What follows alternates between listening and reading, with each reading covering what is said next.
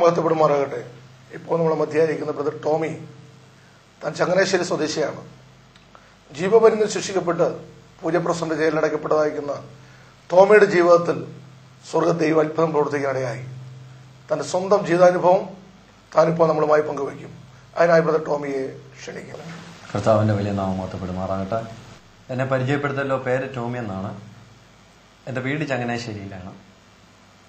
ഒരു പാരമ്പര്യ കത്തോലിക്ക കുടുംബത്തിൽ ജനിച്ച് വളർത്തപ്പെട്ട എന്റെ ചെറിയ കാലത്തിലെ ജീവിതം ദൈവത്തെ വേണ്ടതുപോലെ അറിയാത്ത ഒരു ജീവിതമായിരുന്നു. എന്റെ ചെറിയ പ്രായത്തിലെ ജീവിതത്തിൽ ഏറ്റവും കൂടുതൽ ദുഃഖിച്ചിട്ടുള്ള ഒരു കാലഘട്ടമായിരുന്നു എന്റെ ചെറിയ പ്രായം. ചങ്ങനാശ്ശേരി അതിരൂപതയുടെ തൊട്ട് താഴെ പാരമ്പര്യ ഒരു കത്തോലിക്ക കുടുംബത്തിൽ മാത്രമല്ല, എന്റെ അമ്മച്ചിയുടെയും അച്ചാച്ചന്റെയും സഹോദരങ്ങളുടെ മക്കളായി കന്യാസ്ത്രീമാരും അച്ഛന്മാരുമുള്ള എന്റെ കുടുംബത്തിൽ ഭൗതികമായി പുറമേ നിന്ന് നോക്കുന്ന ആളുകൾക്ക് ക്രിസ്തീയമായിരിക്കുന്ന നല്ലൊരു കുടുംബജീവിതമുണ്ടെന്ന് തോന്നാമെങ്കിലും എന്റെ കുടുംബത്തിൽ ക്രിസ്തു ആരെന്ന് അറിയാൻ മേലാത്ത ഒരു ജീവിതമായിരുന്നതായിരുന്നു. എന്റെ പിതാവ് ഒരു തിരുമവൈദ്യനായിരുന്നു. ആ പരിസരത്തുള്ളവർക്കൊക്കെ എന്റെ പിതാവ് ഏറ്റവും ബഹുമാന്യനും ഏറ്റവും വേണ്ടപ്പെട്ടവനായിരുന്നെങ്കിലും എന്റെ കുടുംബത്തിൽ എന്റെ പിതാവ് ഞങ്ങൾക്ക് ഏറ്റവും വലിയൊരു ഭീതിയായിരുന്നു. കാരണം എന്റെ പിതാവ് ഒരു തികഞ്ഞ മദ്യപാനിയായിരുന്നു. മദ്യം കഴിക്കാത്ത ഒരു സമയം എന്റെ പിതാവിന്റെ ഞാൻ കണ്ടിട്ടില്ല. ചെറുപ്രായം മുതൽ അകാരണമായിട്ട് എന്റെ പ്രിയ മാതാവിനെ മർദ്ദിച്ച്, അത് മാരകമായ രീതിയിൽ മർദ്ദിച്ച് രക്തത്തിൽ പലപ്പോഴും കുളിച്ചിട്ടുള്ള സാഹചര്യങ്ങൾ ഞാൻ ഓർക്കുന്നുണ്ട്. ഞങ്ങൾക്കൊന്നും ചെയ്യാൻ കഴിയാത്ത കാലത്ത് ഞങ്ങള് അച്ചാച്ചന്റെ കാലിൽ പിടിച്ച് നിലവിളിച്ച അനേക ദിവസങ്ങൾ ഞാൻ ഓർക്കുന്നുണ്ട്. ആ കാലഘട്ടങ്ങളിൽ ഹൃദയത്തിന് സന്തോഷമില്ല, സമാധാനമില്ല, സ്വസ്ഥതയില്ല. എന്റെ പിതാവിന്റെയോ മാതാവിന്റെയോ സഹോദരങ്ങൾക്കോ കുടുംബത്തിൽപ്പെട്ടവർക്കോ ആർക്കും എന്റെ അച്ചാച്ചനെ ഒന്ന് സമാധാനിപ്പിക്കാൻ കഴിയുമായിരുന്നില്ല. കാരണം എന്റെ പിതാവിനെ അവർക്ക് എല്ലാവർക്കും ഭയമായിരുന്നു. പരിസരത്തുള്ളവർ നിത്യസംഭവം എന്റെ കുടുംബത്തിൽ ഇങ്ങനെ നടക്കുന്നത് കൊണ്ട് അവരാരും കയറി വരാറില്ലായിരുന്നു. വിശ്വാസപരമായ രീതിയിൽ ചെറുപ്രായത്തിൽ ഭവനത്തിൽ പ്രാർത്ഥനയുണ്ട്, അതിൻ്റെതായ രീതിയിലുള്ള നോയമ്പുകളുണ്ട്, കാര്യങ്ങളൊക്കെ ഉണ്ടെങ്കിലും ഒരിക്കലും ആ വിശ്വാസത്തിൻ്റെതായ ഒരു ജീവിതം നയിക്കുവാൻ എന്റെ കുടുംബത്തിൽ സാധിച്ചിട്ടില്ലായിരുന്നു. എന്റെ ഒരു 15 വയസ്സൊക്കെ ആയ സമയം മുതൽ എന്റെ പിതാവിനോട് ഞാൻ എതിർക്കാൻ തുടങ്ങി. കാരണം അകാരണമായി കുടുംബത്തിൽ ബഹളമുണ്ടാക്കി കണ്ടമാനം ആക്രമണ സ്വഭാവത്തിലായിരിക്കുന്ന പിതാവിന്റെ ആക്രമണ സ്വഭാവത്തോട് ഏറ്റവും വലിയൊരു ശത്രുതാ മനോഭാവത്തോടു കൂടിയാണ് ഞാൻ ഇടപെട്ടത്. ഞാനും എന്റെ പിതാവും തമ്മിൽ പല ആവർത്തി കായികമായിട്ട് തന്നെ നേരിട്ടിട്ടുണ്ട്. എന്റെ പിതാവിനെ വകവരുത്തുവാൻ ഞാൻ ആഗ്രഹിച്ചിട്ടുണ്ട്, എന്നെ വകവരുത്തുവാൻ അദ്ദേഹം ആഗ്രഹിച്ചിട്ടുണ്ട്.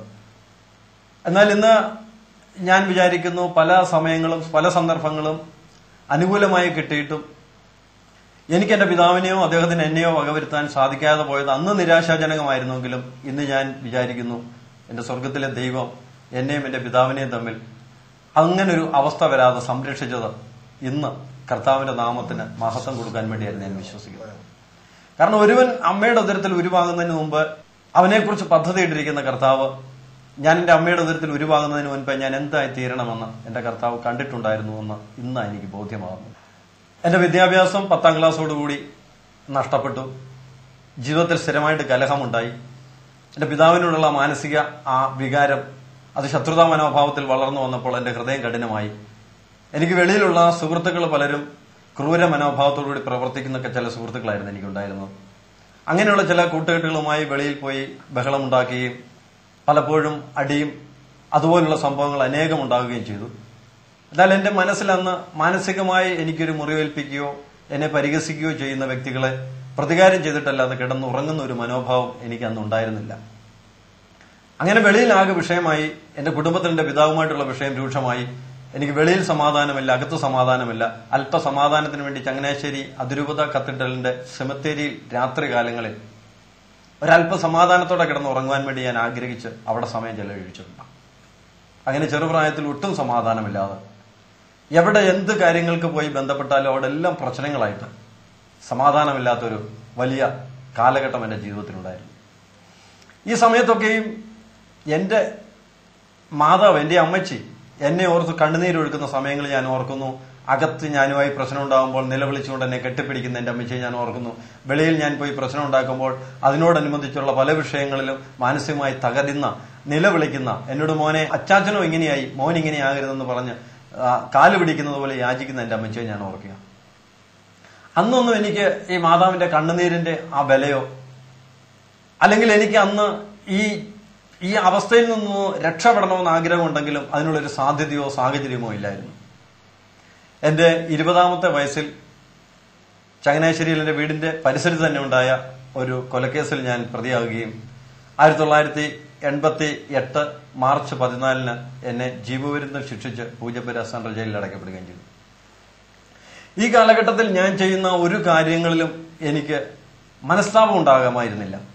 അന്നൊക്കെ ചെയ്തത് ഏത് നീച പ്രവൃത്തിയാണെങ്കിലും അത് പോരാ എന്നുള്ള ഒരു ചിന്താഗതിയോടുകൂടി കൂടുതൽ വൈരാഗ്യത്തോടു കൂടിയുള്ള ഒരു ജീവിതമായിരുന്നു എനിക്കുണ്ടായിരുന്നത്. എന്നാൽ പൂജപ്പുര സെൻട്രൽ ജയിലിൽ അടയ്ക്കപ്പെട്ട് കഴിഞ്ഞപ്പോൾ അവിടെ എല്ലാ ഞായറാഴ്ചകളിലും കുർബാനയ്ക്ക് വേണ്ടി പുറത്തുനിന്ന് പുരോഹിതന്മാർ വരും.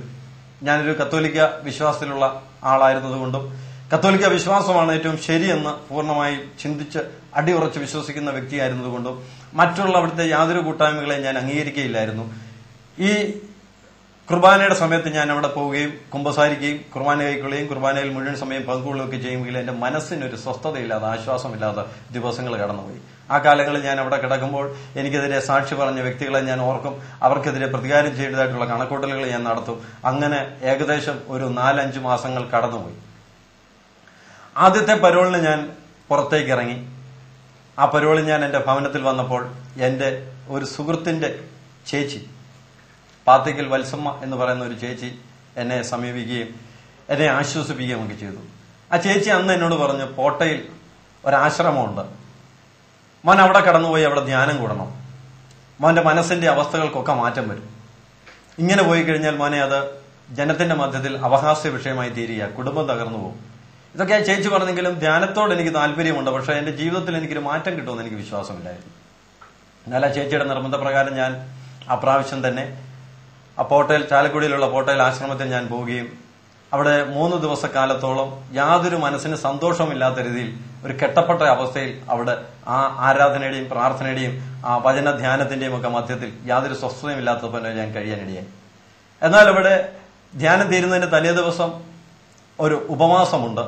എന്റെ ജീവിതത്തിൽ ആദ്യമായിട്ടാണ് ഞാൻ ഉപവസിക്കുന്നത്. ആ ഉപവാസത്തിൽ ഞാൻ പങ്കെടുത്ത് അവിടെ കുമ്പസാരിച്ചപ്പോൾ ഞാനുമായി ബന്ധപ്പെട്ട ഒരു പുരോഹിതനുണ്ടായിരുന്നു. അദ്ദേഹം എന്നോട് പറഞ്ഞു, നിന്നെക്കുറിച്ച് ദൈവത്തിന് ചില കാഴ്ചപ്പാടുകളുണ്ട്, കൗൺസിലിങ്ങിന് ആളെ തിരിച്ചുവിടുമ്പോൾ നീ എന്റെ അടുത്ത് വരണമെന്ന് അദ്ദേഹം പറഞ്ഞു. കൗൺസിലിങ്ങിന് ആളെ തിരിച്ചുവിട്ടു. ഞാൻ അദ്ദേഹത്തിന്റെ അടുത്ത് ചെന്നു. അദ്ദേഹവും ഞാനുമായിട്ട് പരിചയപ്പെട്ടു. അദ്ദേഹം ചോദിച്ചു, ഇവിടെ വന്നതിന് ശേഷം എങ്ങനെയുണ്ട് നിന്റെ മാനസികാവസ്ഥ? സെൻട്രൽ ജയിലിൽ നിന്ന് വന്നതല്ലേ, സമാധാനമുണ്ടോ, സന്തോഷമൊക്കെ ഉണ്ടോ? ഞാൻ അദ്ദേഹത്തോട് പറഞ്ഞു, വെച്ചാൽ ഉണ്ടായിരുന്ന സമാധാനവും പോയി, ഉണ്ടായിരുന്ന സന്തോഷവും പോയി. അദ്ദേഹം ചോദിച്ചു, എന്താ കാരണം?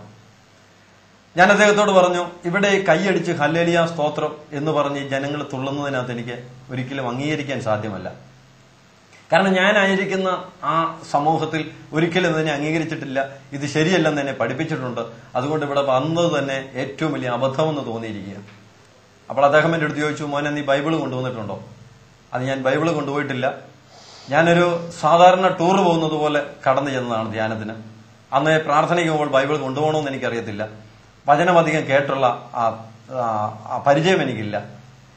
അപ്പോൾ ഞാൻ ബൈബിൾ കൊണ്ടുവന്നിട്ടില്ല എന്ന് പറഞ്ഞു. അദ്ദേഹം ഒരു ബ്രദറിനോട് പറഞ്ഞു വിട്ട് ഒരു ബൈബിൾ കൊണ്ടുവരികയും എന്റെ കരങ്ങളിൽ അത് തന്നിട്ട് 150 സങ്കീർത്തനം എടുത്ത് വായിക്കാൻ പറഞ്ഞു.